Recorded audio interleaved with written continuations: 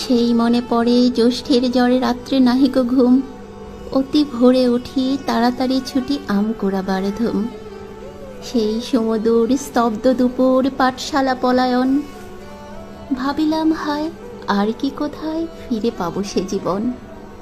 সহসা বাতাস ফেলে গেল শ্বাস শাখা দুলাইয়া গাছে, দুটি পাতা পল লবিল ভূতল আমারই কোলের কাছে।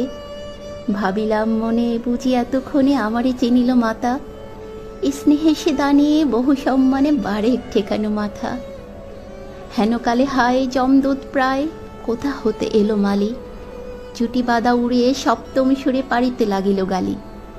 কহিলাম তবে আমি তো নীরবে দিয়েছি আমার সব, দুটি ফল তার করি অধিকার এত তারে কলরব।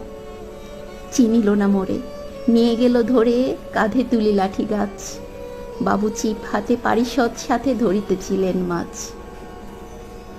শুনি বিবরণ ক্রোধে তিনি কন মারিয়া করিব খুন, বাবু যত বলে পারিষদ দলে বলে তার শতগুণ।